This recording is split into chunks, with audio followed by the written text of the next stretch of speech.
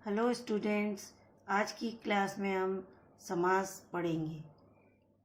समास का अर्थ है संक्षेपण। संक्षेपण यानी किसी भी बात को संक्षिप्त में लिखना, अर्थात कम शब्दों में लिखना। परिभाषा, इसकी डेफिनेशन देखो। दो या दो से अधिक शब्दों, दो शब्द या उससे भी ज़्यादा हो तो उन शब्दों के योग मतलब उन सबको एक साथ जोड़कर बना एक नया शब्द, वह सार्थक, नया भी होना चाहिए और फिर सार्थक यानी उसका सही अर्थ भी निकले, वो समास कहलाता है। दूसरी डेफिनेशन इसकी, जिस विधि से यानी जिस प्रोसेस से दो या दो से अधिक शब्दों का संक्षेपण करके एक नए स्वतंत्र शब्द की रचना की जाती है, उस विधि को समास कहते हैं। ये दोनों परिभाषा आपको अपनी कॉपी में लिखनी है। समास का अर्थ होता है संक्षेपण यानी किसी भी बात को कम शब्दों में कहना, संक्षिप्त रूप में कहना, यही समास कहलाता है। इसके बाद आता है आपका समस्त पद। समास की प्रक्रिया से जो शब्द बनता है, हम जिस विधि से संक्षेपण करते हैं या जो इसकी जो प्रक्रिया होती है, इसका जो पूरा प्रोसेस होता है, उससे जो नया शब्द बनता है उसे समस्त पद या सामासिक पद कहते हैं। मतलब समास की जो विधि है, हम जो उसका एक स्वतंत्र और एक नया शब्द बनाते हैं, सार्थक शब्द, उस नए शब्द को समस्त पद कहते हैं। और उसी के विपरीत समास विग्रह, मतलब समस्त पदों को, उस नए और सार्थक पद को वापस उसको अलग अलग करना यानी उसका विच्छेद करने की प्रक्रिया समास विग्रह कहलाती है। समास के भेद, समास के मुख्य 6 भेद हैं। ये 6 भेद आपको फ्लो चार्ट की सहायता से बड़े बड़े और सुंदर अक्षर में समझाने एक ही स्थान पर। सबसे पहला है अवयवी भाव समास, कर्मधारय तत्पुरुष समास, कर्मधारय समास, द्विगु समास, द्वंद्व समास और बहुब्रीहि समास। ये इसके 6 भेद हैं। इसमें तत्पुरुष समास के 5 भेद और हैं, जो आपके कारक के जो भेद है ना, उनके आधार पर है। जैसे कर्म कारक है तो कर्म तत्पुरुष है, संप्रदान कारक है तो संप्रदान तत्पुरुष है।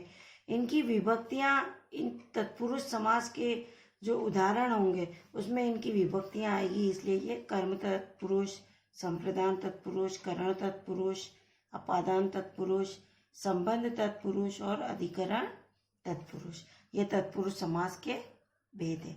इन सारे भेदों को एक ही स्थान पर फ्लो चार्ट की सहायता से आपको समझाना है। सबसे पहला है अवयवी भाव समास। जिस समास में पहला पद यानी पहला अक्षर अवयव होता है तथा दूसरा पद संज्ञा होता है, उसे अवयवी भाव समास कहते हैं। जैसे इसमें प्रतिदिन, इसमें ये पहला पद अवयव होता है और दूसरा पद संज्ञा, ये दिन संज्ञा है। जिस समास में पहला पद अवयव होता है, ये पहला पद है। जैसे प्रत्येक, हर एक, आमरण यानी मरने तक, यथाविधि, यथा और विधि, विधि संज्ञा हो गई और यथा अवयव हो गया। तो जिस समस्त पद में पहला पद अवयव होता है और दूसरा पद संज्ञा होता है, उसे अवयवी भाव समास कहते हैं। जैसे प्रतिदिन, ये आपका है समस्त पद यानी संक्षेपण। अब है प्रत्येक दिन, ये हमने विग्रह किया तो इसका प्रत्येक दिन हुआ है। अब जैसे प्रत्येक, ये संक्षेपण है समस्त पद, और इसका अगर विग्रह करेंगे तो हर एक दिन। इसमें प्रत्येक यानी प्रति एक, हर एक, पहला पद आपका अवयव हो गया और दूसरा आपका समास हो गया। अब आपका आता है दूसरा तत्पुरुष समास। जिस समास का बाद वाला पद यानी सेकेंड पद प्रधान हो, प्रधान यानी मुख्य, तथा पहले पद के साथ लगी विभक्ति का लोप हो। ये पहला पद, इसके साथ की जो ये विभक्तियां लगी है, ये पहले पद है, इनके साथ में जो ये विभक्तियां लगी, इनका लोप हो जाए यानी ये गायब हो जाए, इनको हटा दें, उसे तत्पुरुष समास कहते हैं। जैसे यज्ञशाला, यज्ञ की शाला, इसमें शाला प्रधान है, बाद वाला पद मुख्य होता है और पहले पद के साथ जो ये विभक्ति लगी हुई है इसका लोप हो जाता है, तो ये आपका तत्पुरुष समास होता है। और आप इसको विभक्ति की सहायता से पहचान सकते हैं, जैसे की तो संबंध कारक तत्पुरुष, की संबंध कारक की विभक्ति है की, इसलिए संबंध तत्पुरुष समास। करण से, करण की विभक्ति है से, तो ये करण तत्पुरुष समास। में, तो ये अधिकरण की विभक्ति है, तो अधिकरण तत्पुरुष समास। इसी तरह से कारक की जो विभक्तियां हैं उस विभक्ति के आधार पर आप उसको वो वाला तत्पुरुष समास कह सकते हैं। आपका थर्ड नंबर है कर्मधारय समास। जिस समास में विशेषण और विशेष्य, विशेष्य वो होता है जिसकी हम विशेषता बताते हैं, का मेल होता है, उसे कर्मधारय समास कहते हैं। कर्मधारय समास में विशेषण और विशेष्य का ही मेल होता है। जैसे नील कमल, ये समस्त पद है। नील है जो कमल है, अर्थात नीला है जो कमल। इसमें कमल विशेष्य है और नीला विशेषण है कि जो कमल का फूल है वो नीले रंग का है, तो नीला उसकी विशेषता है। तो ये विशेष हो गया और ये विशेषण हो गया। इन दोनों को मिलाकर ये समस्त पद तैयार हुआ है, अर्थात नील कमल। इसी तरह से महान है जो पुरुष, पुरुष आपका विशेष्य है, महान उसकी विशेषता है, तो महापुरुष। ये हमने इसका संक्षेपण कर दिया, यानी इसको संक्षिप्त रूप दे दिया। विद्याधन, विद्यारूपी धन, मतलब धन आपका विशेष है और विद्या उसकी विशेषता है, तो विद्यारूपी धन। अब आपको फोर्थ नंबर है द्विगु समास। इस समास का पहला पद संख्यावाचक होता है, एक, द्वि, सत्र, षष्ठ ऐसे, और जिसमें समुदाय का बोध होता है, मतलब किसी ग्रुप का, उसे द्विगु समास कहते हैं। जैसे सप्ताह, सप्ताह, ये पहली सब संख्यावाची है।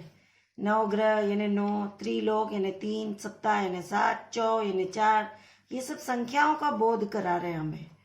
तो जैसे 7 दिन का समूह, एक साथ, वो सप्ताह।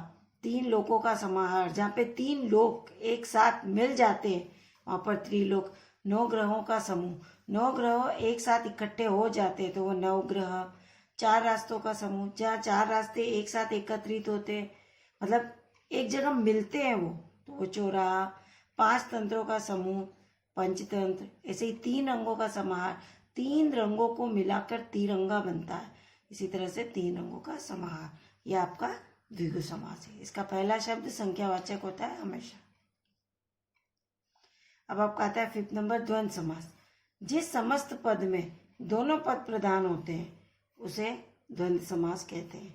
इस समस्त पद में दोनों पद प्रधान है, दिन और रात, ये दोनों ही मुख्य है, ये भी मुख्य है, ये भी मुख्य है, तो दिन और रात। इसमें विलोम शब्द होते हैं अधिकतर, ऊंच नीच, ऊंचा और नीचा, ये दोनों ही मुख्य है। इसमें कौन कम है कौन ज्यादा है ऐसा नहीं है, दोनों बराबर है।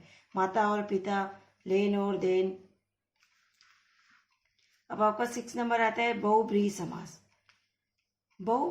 बहुब्रीहि समास में कोई भी पद प्रधान नहीं होता है, दोनों पद मिलकर किसी तीसरे पद की ओर संकेत करते हैं। अभी तक जो हमने समास पढ़े उसमें या तो पहला पद मुख्य होता है या दूसरा पद मुख्य होता है, पर इस बहुब्रीहि समास में कोई भी पद प्रधान नहीं होता है, बल्कि दोनों पद मिलकर किसी तीसरे ही नए शब्द की रचना करते हैं। जैसे दशानन, दशानन यानी 10 है आनंद, 10 यानी 10, आनंद यानी मुख। तो जिसके 10 मुख है तो इसका अर्थ कुछ और ही निकल रहा है। 10 मुख किसके हैं? जैसे रावण के, तो अपन ने तीसरा मतलब निकाला है रावण। तो इसी तरह नीलकंठ, नीला है कंठ, जिसका कंठ है ना गला, नीला रंग, जिसके गले का रंग नीला है अर्थात शिव या मोर। चतुर्भुज, 4 भुजाएं हैं जिसकी, अर्थात विष्णु। इसमें ये दोनों ही पद मुख्य नहीं है, बल्कि इसका जो तीसरा ही अर्थ निकल रहा है वो बहुब्रीहि समास है। पीतांबर अर्थात पीला है जिसका, अंबर, अंबर यानी वस्त्र, जिसके वस्त्र पीले रंग के हैं अर्थात कृष्ण, यानी तीसरा अर्थ निकला है कृष्ण। ये समास के परिभाषा, उसके भेद और भेदों की परिभाषा और उदाहरण, ये सारा वर्क आपको फिर कॉपी में करना है और इसका फ्लो चार्ट बनाना है और इसे लर्न भी करना है। और आज ये समास टॉपिक यहीं समाप्त होता है।